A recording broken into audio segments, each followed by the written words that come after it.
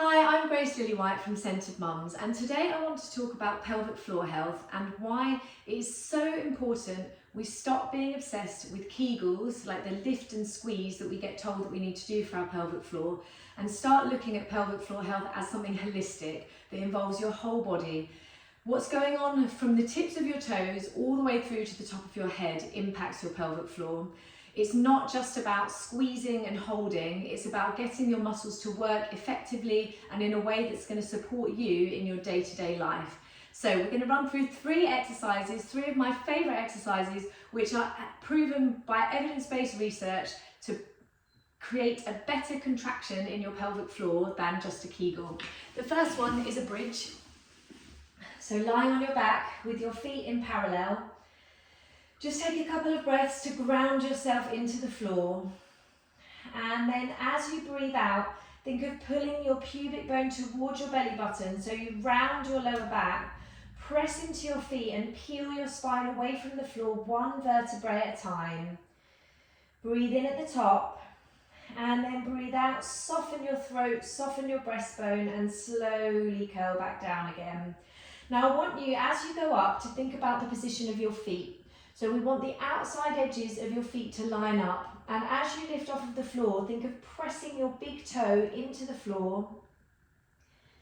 Take a breath in at the top and then breathe out, soften down, really feel that movement between your shoulder blades as you peel your spine back to the floor.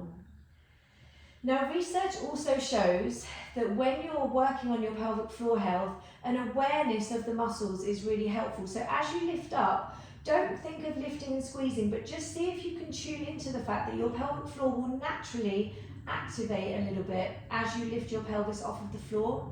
And that might not happen today. If this is the first video you've done, you might just feel like you need to focus on the movement and the breath and all of the other things there are to think about. But if you can, see if you can feel that pelvic floor activation, because your pelvic floor is working. And getting an awareness of that as you move is a really important step into changing how your pelvic floor is functioning and making sure it supports you better.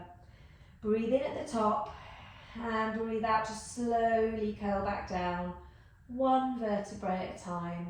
Inhale to drop your pelvis back into neutral. And exhale, find that rounding first, then use your bum muscles. So your bum is very close to your pelvic floor. Your glute muscles have a real impact on what's going on in your pelvic floor. So if your glutes are tight, they might be stopping your pelvic floor from activating properly. If they're weak, they might not be offering enough support for your pelvic floor muscles. So getting your glutes to switch on is a really helpful way of helping to support your pelvic floor. Inhale to drop down and exhale to curl up. This is the last one, and then we're going to go on to another exercise. So now you're going to make your way round onto all fours. Just take a second to feel, in this position you've got a nice sense of space between your sit bones, so it creates a sense of length in your pelvic floor when you're in this position. Just try and notice that, because length in your pelvic floor is just as important as strength. Now as you breathe out this time, I want you to do the same action that you did on your back, tucking your pelvis under, drawing your pubic bone forwards, rounding your lower back. So your sit bones draw together this time, and then release back into a flat back. And again, breathe out, pull your pubic bone forwards. Feel how the base of your pelvis draws in and your pelvic floor muscles gently connect. And then inhale to release into a flat back. So again, you don't need to lift and squeeze here. You just breathe out. The exhale with your breath will make your pelvic floor muscle gently lift. And then add that to the movement, and you've got a lovely activation for your pelvic floor. But not only do you have that activation, you also have the release. So as you come back into a flat back, feel your sit bones lengthen, feel that space between your sit bones. I'm actually, sorry if this is a bit graphic, but just going to show you from this position so you can see that space, that my sit bones are here, they're nice and wide, and then as I tuck under, the sit bones draw together. And then as I release, the sit bones are nice and wide again.